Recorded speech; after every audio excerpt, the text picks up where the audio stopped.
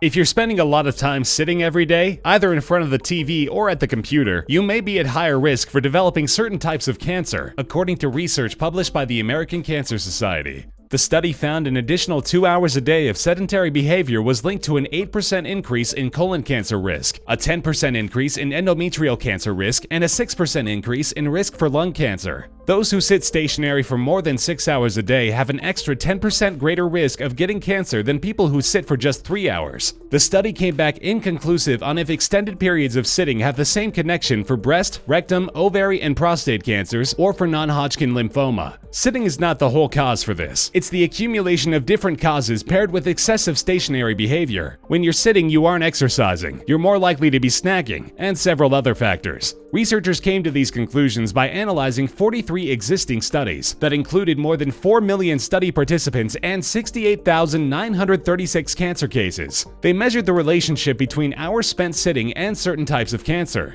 Another study in 2012 conducted by the National Institutes of Health concluded that even if you are physically active after sitting for several hours, the effects cannot be reversed. Researchers found even exercising for at least 150 minutes, which is the generally accepted public health guideline for physical activity, cannot reverse the negative effects of sitting down for hours. If you have an office job that requires you to sit all day, it is recommended that every 30 minutes you get up and have a quick walk around the office.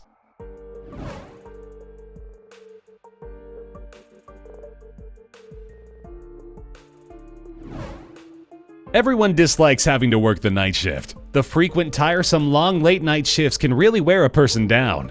But did you know they can also lay the groundwork for many diseases, including cancer? Having constant late nights can increase the risk of both breast cancer and heart disease. Several studies implicate other diseases as well. Night shifts are so detrimental to general health because they mean that you don't have a regular sleep schedule. When you have a consistent sleep schedule, it helps your body to naturally repair itself and keeps your hormone levels regulated. Without adequate high-quality sleep, your body doesn't have the same opportunity to repair itself, and so cells are more likely to develop into cancer cells. Who would have known all those late-night YouTube watching sessions would turn out to be so deadly?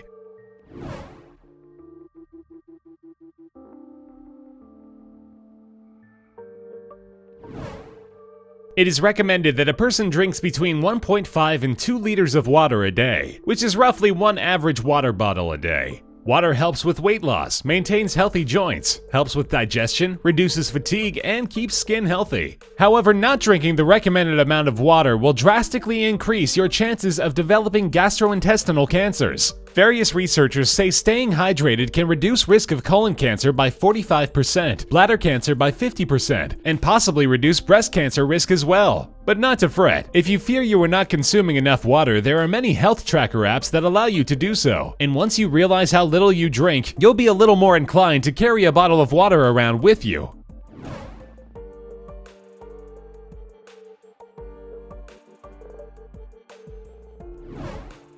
Scraped your knee lately? Might want to get that wound treated quickly or you might be inviting cancer into your body. That's right, getting an infection can result in a spawn of cancerous cells. Untreated infections are a huge source of cancer, but not many people realize it.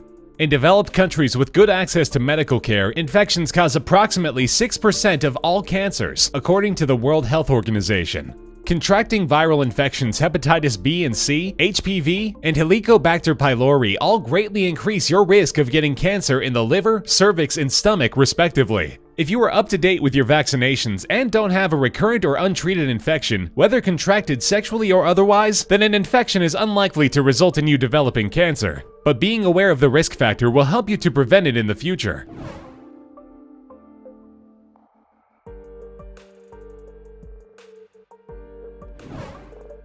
If you happen to label yourself as an introvert, you might one day find yourself being labeled as a hospital patient, because staying inside for too long can raise your chances of developing cancer later in your adult years. Being cooped up will cause the 7-dehydrocholesterol, which is a derivative of cholesterol, to become present in your skin.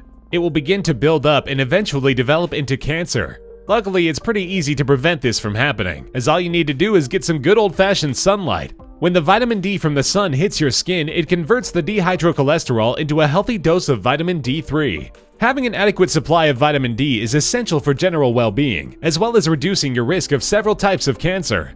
It's not possible to overdose on vitamin D from exposure to sunlight. However, if you spend too much time in the sun, you will burn your skin, directly damaging your cells and in turn significantly increasing your risk of getting another type of cancer, skin cancer. Luckily, we have sunscreen, as long as you apply sunscreen.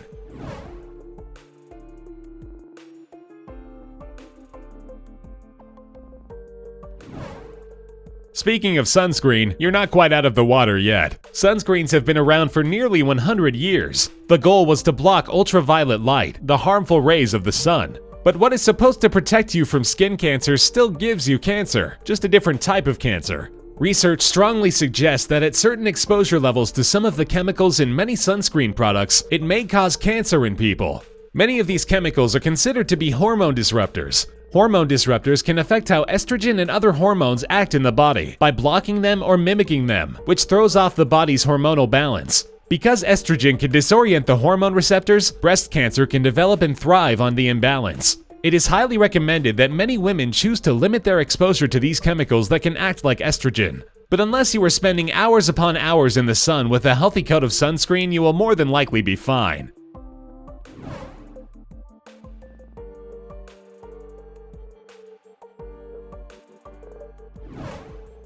Meat lovers beware. Grilling or barbecuing your favorite meats may result in the formation of carcinogenic compounds called heterocyclic amines and polycyclic aromatic hydrocarbons. In layman's terms, they have been found to be mutagenic, as in they cause unhealthy modification in DNA that may increase the risk factor of developing cancer later in life. These compound mutagenics are formed when the proteins and sugars in your food deform at high temperature. So far, these compounds have only been found in grilled meats. Grilling vegetables and other food doesn't seem to carry the same risk as with meat. Polycyclic aromatic hydrocarbons are the same chemicals found in cigarette smoke and exhaust fumes that make them so bad for our health. So you can understand how reducing the amount of food you barbecue is a good step in cutting your cancer risk.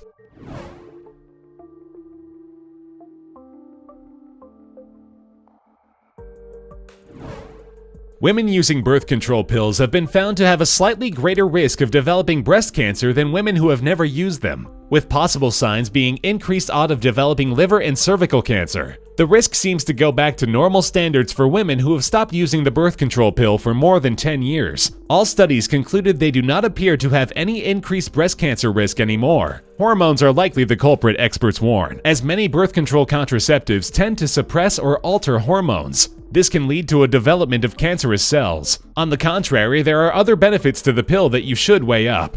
For example, on top of being a very reliable way to stunt pregnancy, it is also proven to lower the risk of ovarian cancer. If you're considering using oral contraceptives but are worried how it will affect your body, experts recommend discussing the potential risks with your doctor. If the risk still doesn't seem worth it, you may also want to consider alternative forms of contraception, or try to engage in healthy lifestyle behaviors to help balance other cancer risks. For instance, exercise, eating a healthy diet, and having children before the age of 30 or breastfeeding have all been shown to reduce the risk of breast cancer.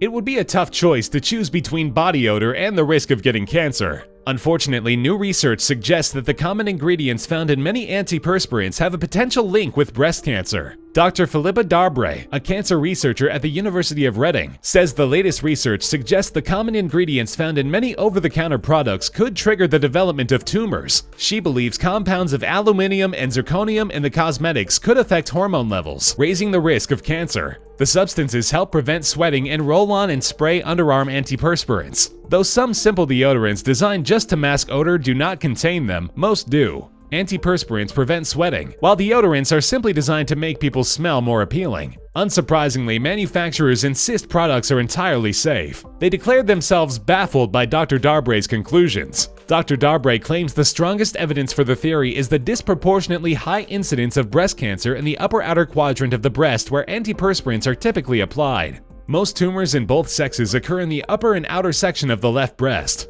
Since the invention of deodorant and its rise into becoming common practice, the proportion of cancer in that breast in that area has increased from 31% in 1926 to 61% in 1994. Strong movements are being made in order to force deodorant manufacturers to forego the use of these ingredients in favor of searching for an alternative. With the fear of a PR disaster, many companies have been quietly working on finding that alternative. So fingers crossed, one day soon we may not have to worry about our deodorant increasing the chances of us getting cancer.